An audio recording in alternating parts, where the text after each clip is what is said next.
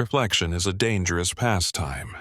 It can lead you to rewrite your past, alter how you see your present, and tempt you down paths you never imagined you would explore.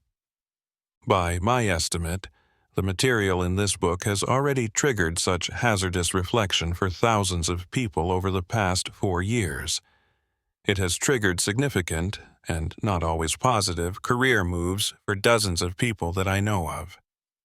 I myself am one of the victims of this book. I did not set out to write a business book that could serve as an unflattering career retrospective mirror for thousands, help me launch a fledgling independent consulting career, or earn me a reputation as a peddler of slightly evil business and career advice.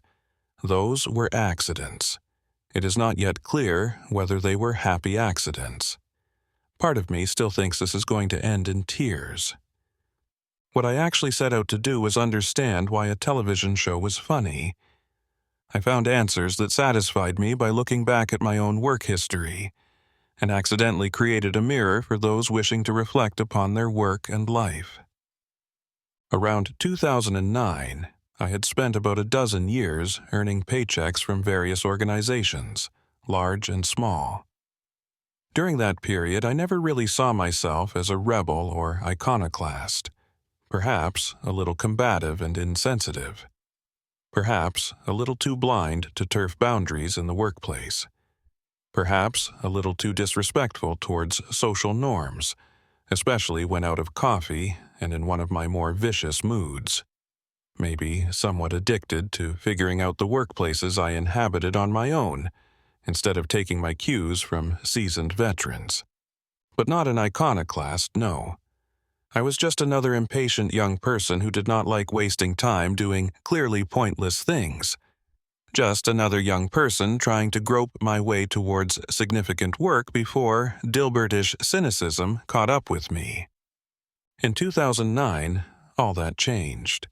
A television show and an online cartoon conspired to forever alter my understanding of workplaces. The television show was The Office. The cartoon, used with permission in Chapter 1, was Hugh MacLeod's company hierarchy. Suddenly, the mise en place, as Hercule Poirot would have called it, cooked itself into a spectacularly depressing, but oddly empowering theory of organizations.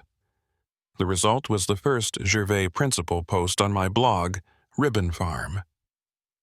At that point, I'd been writing the blog for about 2 years, and it had been chugging along modestly, being the good little blog that could. I had no high hopes for it. It was just a hobby. But when the Gervais Principle went viral, via the tech news aggregator Slashdotted, not only did the blog take off, so did a snowballing process of self-perception refactoring. By the time I finished the series with the 6th and final part in 2013, I had radically reprogrammed my attitudes towards work and life with over 30,000 words of reflection, and carved out a new career as a blogger, consultant, independent researcher. The response to the series has been overwhelming and gratifying. I cannot claim all the credit for the success, since it appears that I accidentally pulled off a brilliant piece of timing, writing about organizational behavior and office politics at a time when popular culture fell in love with a new workplace archetype, the sociopath. As the cliché goes, I was in the right place at the right time. I still don't see myself as a rebel or iconoclast, just as someone who can read organizations relatively fluently and act efficiently within them. Before, I used to figure out how to be effective by fumbling around through trial and error. Now, I am increasingly able to deliberately think through problems and situations that I would previously have bumbled through. I found that I could get results faster, with less wasted effort. I still make mistakes, but not the kind that are a result of political illiteracy or naivete. That, ultimately, is what this book is about. Organizational literacy, the reading and writing of organizational forms. This book is not the only way you can achieve organizational literacy, but it is probably among the most accessible introductions available today, and one that can pretty reliably get you literate, so long as you have a functioning sense of humor about life. Though I have a bit of a reputation as a difficult writer, I have yet to meet a reader who didn't get this series. You can also get yourself literate by reading Nietzsche or William White, close reading, shows like The Office or Deadwood on your own, or simply reflecting thoughtfully on your own career history while drunk. I claim no real originality. This is just a cheap and easily digestible basic organizational literacy 101 guide written in what is hopefully an accessible and contemporary style rather than impenetrable Nietzschean verse. But there is a cost to getting organizationally literate. This ability, once acquired, cannot be unacquired. Just as learning a foreign language makes you deaf to the raw, unintelligible sound of that language you could once experience, learning to read organizations means you can never see them the way you used to before. Achieving organizational literacy, or even fluency, does not mean you will do great things or avoid doing stupid things, but it does mean that you will find it much harder to lie to yourself about what you are doing and why. It forces you to own the decisions you make and accept the consequences of your actions and decisions. It makes it harder to blame others for things that happen to you. So, to seek organizational literacy is to also accept a sort of responsibility for your own life that many instinctively reject. Literacy of any sort gives you the power to recognize and unambiguously label things that the illiterate can easily ignore as noise, fads, and bullshit. This power can have very unpredictable effects. You may find yourself wishing, if you choose to acquire it, that you hadn't. So, acquiring organizational literacy is what some like to call a mimetic hazard. Dangerous knowledge that may harm you. A case of where ignorance is bliss, 'tis folly to be wise. And no, I am not trying to lend this book a sort of dangerous badass allure. I've had people actually tell me that this series served as a sort of red pill blue pill matrix moment in their careers. Some have even shared a lament similar to that of the character of Cypher in The Matrix. Why, oh, why didn't I take the blue pill? Perhaps the most interesting response to the original post was the accusation made by one commenter that I was being seriously irresponsible by doing the equivalent of making computer system exploits public and accessible to hackers. But over the 5 years that I lazily wrote the series, as I collected dozens of anecdotes from readers, I became convinced that the fears, while real enough, were overblown. While I've had many reports of people losing motivation for their work after reading the series, it appears to have had a positive effect for many more people. Literacy of any sort is a good thing. Organizational literacy is liberal education in the best sense of the term. It increases your freedom by making you more alive to the possibilities around you. To believe that there are types of knowledge that people cannot be trusted with, for their own good, is a sort of illiberal paternalism that is characteristic of insecure dictators. So, yes, this book contains material that ought to be considered a mimetic hazard, perhaps. But I believe, unlike Jack Nicholson in A Few Good Men, that almost everybody is capable of handling the truth. Sure, some of you may end up depressed or make bad decisions as a result of this book, but I believe that is a risk associated with all writing of any substance. The rest of this book contains the 6 parts of the Gervais Principle series, as originally posted on the Ribbon Farm blog, with some light editing to remove blog-specific references. Though the material uses the American version of The Office as source material, you do not need to watch the show to understand the series. I strongly recommend that you do, however. It is a thoroughly enjoyable work of television fiction, ideally suited for a couple of weekends' worth of marathon watching. As a special bonus, I've also included a short guide to television shows and movies that will help you practice your newfound literacy skills, and a bonus essay on another classic, the '99 Mike Judge movie, office space. I don't believe in tacking on anemic general prescriptions to analytical writing. There are no general formulas for how to turn this material into action. So, for those of you who are interested in applying these ideas within your organizations or to your careers, I have a simple consulting offer at the end of the book. My neighbor introduced me to The Office back in 2005. Since then, I've watched every episode of both the British and American versions. I've watched the show obsessively because I've been unable to figure out what makes it so devastatingly effective and elevates it so far above the likes of Dilbert and Office Space. Until now, that is. Now, after 4 years, I've finally figured the show out. The Office is not a random series of cynical gags aimed at momentarily alleviating the existential despair of low-level grunts. It is a fully realized theory of management that falsifies 83.8% of the business section of the bookstore. The theory begins with Hugh MacLeod's well-known cartoon, Company Hierarchy, shown below, and its cornerstone is something I will call the Gervais Principle, which supersedes both the Peter Principle and its successor, the Dilbert Principle. Outside of the comic aisle, the only major and significant works consistent with the Gervais Principle are The Organization Man and Images of Organization. I'll need to lay just a little bit of groundwork, lest you think this whole idea is a riff based on cartoons, before I can get to the principle and my interpretation of The Office. I'll be basing this entire book on the American version of the show, which is more fully developed than the original British version, though the original is perhaps more satisfyingly bleak. Keep in mind that this is an interpretation of The Office as management science, the truth in the art. Literary and artistic critics don't really seem to get it. I'll have some passing comments to offer on the comedy and art of it all, but this is primarily about the truths revealed by the show, pursued with Dwight-like earnestness from the White School to the Gervais Principle.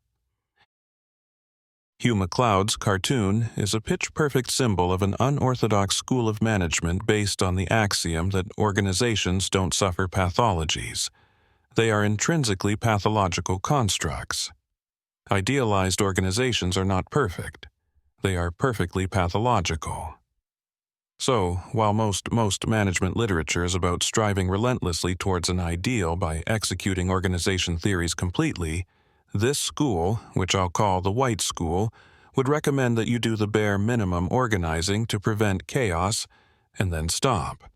Let a natural, if declawed, individualist Darwinism operate beyond that point. The result is the MacLeod hierarchy. It may be horrible, but like democracy, it is the best you can do. The sociopath capitalized layer comprises the Darwinian Protestant ethic will-to-power types who drive an organization to function despite itself. The clueless layer is what White called the organization man, but the archetype inhabiting the middle has evolved a good deal since White wrote his book in the 50s. The losers are not social losers, as in the opposite of cool, but people who have struck bad bargains economically, giving up capitalist striving for steady paychecks. I'm not making this connection up. Consider this passage from The Organization Man. Of all organization men, the true executive is the one who remains most suspicious of the organization. If there is one thing that characterizes him, it is a fierce desire to control his own destiny, and, deep down, he resents yielding that control to the organization, no matter how velvety its grip. He wants to dominate, not be dominated. Many people from the great reaches of middle management can become true believers in the organization, but the most able are not vouchsafed this solace. Back then, White was extremely pessimistic. He saw signs that in the struggle for dominance between the sociopaths, whom he admired as the ones actually making the organization effective despite itself, and the middle management organization man, the latter was winning. He was wrong, but not in the way you'd think. The sociopaths defeated the organization men and turned them into the clueless not by reforming the organization, but by creating a metaculture of Darwinism in the economy. One based on job hopping, mergers, acquisitions, layoffs, cataclysmic reorganizations, outsourcing, unforgiving startup ecosystems, and brutal corporate raiding. In this terrifying meta-world of the Titans, the organization man became the clueless man. Today, any time an organization grows too brittle, bureaucratic, and disconnected from reality, it is simply killed, torn apart, and cannibalized, rather than reformed. The result is the modern, creative, destructive life cycle of the firm, which I'll call the McLeod life cycle. A sociopath with an idea recruits just enough losers to kick off the cycle. As it grows, it requires a clueless layer to turn it into a controlled reaction, rather than a runaway explosion. Eventually, as value hits diminishing returns, both the sociopaths and losers make their exits, and the clueless start to dominate. Finally, the hollow, brittle shell collapses on itself, and anything of value is recycled by the sociopaths, according to meta-firm logic. McLeod's loser layer had me puzzled for a long time, because I was interpreting it in cultural terms, the kind of person you call a loser. While some may be losers in that sense too, they are primarily losers in the economic sense. Those who have, for various reasons, made, or been forced to make, a bad economic bargain. They've given up some potential for long-term economic liberty, as capitalists, for short-term economic stability. Traded freedom for a paycheck, in short. They actually produce, but are not compensated in proportion to the value they create, since their compensation is set by sociopaths operating under conditions of serious moral hazard. They mortgage their lives away, and hope to die before their money runs out. The good news is that losers have two ways out, which we'll get to later: turning sociopath or turning into bare minimum performers. The losers destined for cluelessness do not have a choice. Based on the McLeod life cycle, we can also separate the three layers based on the timing of their entry and exit into organizations. The sociopaths enter and exit organizations at will, at any stage, and do whatever it takes to come out on top. They contribute creativity in early stages of an organization's life, neurotic leadership in the middle stages, and cold-bloodedness in the later stages, where they drive decisions like mergers, acquisitions, and layoffs that others are too scared or too compassionate to drive. They are also the ones capable of equally impersonally exploiting a young idea for growth in the beginning, killing one good idea to concentrate resources on another at maturity, and milking an end-of-life idea through harvest and exit market strategies. The losers like to feel good about their lives. They are the happiness seekers rather than will-to-power players, and enter and exit reactively in response to the meta-Darwinian trends in the economy. But they have no more loyalty to the firm than the sociopaths. They do have a loyalty to individual people, and a commitment to finding fulfillment through work when they can, and coasting when they cannot. The clueless are the ones who lack the competence to circulate freely through the economy, unlike sociopaths and losers, and build up a perverse sense of loyalty to the firm, even when events make it abundantly clear that the firm is not loyal to them. To sustain themselves, they must be capable of fashioning elaborate delusions based on idealized notions of the firm, the perfectly pathological entities we mentioned. Unless squeezed out by forces they cannot resist, they hang on as long as possible, long after both sociopaths and losers have left. In Douglas Adams' Vicious History of Our Planet, humanity was founded by a spaceship full of the clueless, sent here by scheming sociopaths. When cast adrift in the open ocean, they are the ones most likely to be utterly destroyed. Which brings us to our main idea: how both the pyramid and its life cycle are animated. The dynamics are governed by the Newton's law of organizations. The Gervais Principle. The Gervais Principle and its consequences. The Gervais Principle is this: sociopaths, in their own best interests, knowingly promote overperforming losers into middle management, groom underperforming losers into sociopaths, and leave the average bare minimum effort losers to fend for themselves. The Gervais Principle differs from the Peter Principle, which it superficially resembles. The Peter Principle states that all people are promoted to the level of their incompetence. It is based on the assumption that future promotions are based on past performance. The Peter Principle is wrong for the simple reason that executives aren't that stupid, and because there isn't that much room in an upward, narrowing pyramid. They know what it takes for a promotion candidate to perform at the top level. So, if they are promoting people beyond their competence anyway, under conditions of opportunity scarcity, there must be a good reason. Scott Adams, seeing a different flaw in the Peter Principle, proposed the Dilbert Principle, that companies tend to systematically promote their least competent employees to middle management to limit the damage they can do. This again is untrue. The Gervais Principle predicts the exact opposite, that the most competent ones will be promoted to middle management. Michael Scott was a star salesman before he became a clueless middle manager. The least competent employees, but not all of them, only certain enlightened incompetents, will be promoted not to middle management but fast-tracked through to senior management, to the sociopath level. And in case you were wondering, the unenlightened underperformers get fired. Let me illustrate the logic and implications of the principle with examples from the show. The career of the clueless. In Season 3, the Dunder Mifflin executives decide to merge the Stamford and Scranton branches, laying off much of the latter, including Michael Scott.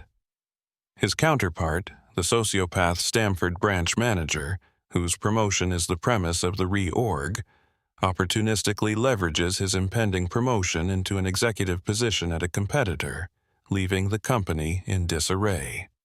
The Dunder Mifflin executives, forced to deal with the fallout, cynically play out the now illogical reorg anyway, shutting down Stamford and leaving Michael with the merged branch instead. The executives, David Wallace and Jan Levinson Gould, are completely aware of Michael's utter incompetence. Their calculations are obvious. Giving Michael the expanded branch allows them to claim short-term success and buy time to maneuver out of having to personally suffer longer-term consequences. Jim's remark on the drama is revealing. Comparing Michael to his exiting sociopath peer, he says, "Whatever you say about Michael, he would never have done something like this," a testament to Michael's determinedly deluded loyalty to the company that will never be loyal to him. We can safely assume that Michael's previous promotion to regional manager occurred under similar circumstances of callous, short-term calculations by sociopaths. So, why is promoting overperforming losers logical? The simple reason is that if you overperform at the loser level, it is clear that you are an idiot. You've already made a bad bargain, and now you're delivering more value than you need to, making your bargain even worse. Unless you very quickly demonstrate that you know your own value by successfully negotiating more money and/or power, you are marked out as an exploitable, clueless loser. At one point, Daryl, angling for a raise, learns to his astonishment that the raise he is asking for would make his salary higher than Michael's. Michael hasn't negotiated a better deal in 14 years. Daryl, a minimum effort loser with strains of sociopath, doesn't miss a step. He convinces and coaches Michael into asking for his own raise so he can get his. A loser who can be suckered into bad bargains is set to become one of the clueless. That's why they are promoted. They are worth even more as clueless pawns in the middle than as direct producers at the bottom, where the average, rationally disengaged loser will do. At the bottom, the overperformers can merely add a predictable amount of value. In the middle, they can be used by the sociopaths to escape the consequences of high-risk machinations like reorgs. The career of the sociopath. The example of the fast-track the underperforming part of the principle is Ryan, the intern. He tests himself quickly and rapidly, learns and accepts that he is incompetent as a salesman. But he is a born pragmatist with the drive, ambition, daring, and lack of principle to make it to the top. So, rather than waste time trying to get good at sales, he slips into a wait-watch-grab opportunist mode. But he isn't checked out. He is engaged, but in an experimental way, probing for his opening. The difference between him and the average checked-out loser is illustrated in one brilliant scene early in his career. He suggests, during a group stacking effort in the warehouse, that they form a bucket brigade to work more efficiently. The minimum effort loser Stanley tells him coldly, "This here is a run-out-the-clock situation." The line could apply to Stanley's entire life. Stanley's response shows both his intelligence and clear-eyed self-awareness of his loser bargain with the company. He therefore acts according to a mix of self-preservation and minimum effort coasting instincts. The same is true of everybody else in the loser layer, with the exception of the overperformers, Dwight and Andy, and in his earlier incarnation as a salesperson, Michael. The future sociopath must be an underperformer at the bottom. Like the average loser, he recognizes that the bargain is a really bad one. Unlike the risk-averse loser, though, he does not try to make the best of a bad situation by doing enough to get by. He has no intention of just getting by. He very quickly figures out, through experiments and fast failures, that the loser game is not worth becoming good at. He then severely underperforms in order to free up energy to concentrate on maneuvering towards an upward exit. He knows his underperformance is not sustainable, but he has no intention of becoming a lifetime loser employee anyway. He takes the calculated risk that he'll find a way up before he is fired for incompetence. Ryan's character displays this path brilliantly. When Michael's boss and dominatrix lover Jan suffers a psychotic meltdown, her boss, the uber-sociopath David Wallace, has no great hopes of a good outcome.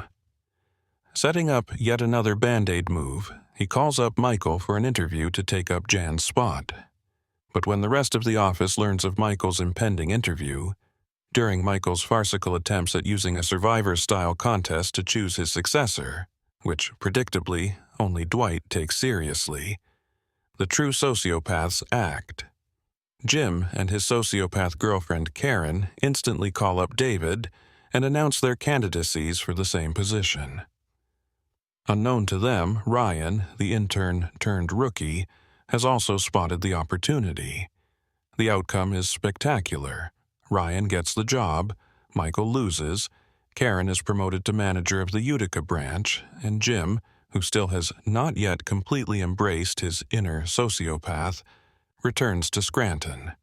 We learn later, as the Gervais Principle would predict, that David Wallace never seriously considered Michael more than a temporary last resort.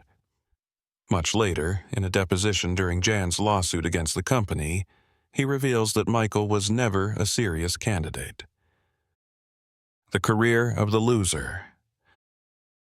The career of the loser is the easiest to understand.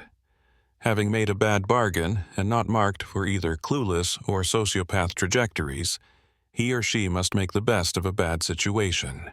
The most rational thing to do is slack off and do the minimum necessary. Doing more would be a clueless thing to do. Doing less would take the high-energy machinations of the sociopath, since it sets up self-imposed up or out time pressure. So, the loser, really not a loser at all if you think about it, pays his dues, does not ask for much, and finds meaning in his life elsewhere. For Stanley, it is crossword puzzles.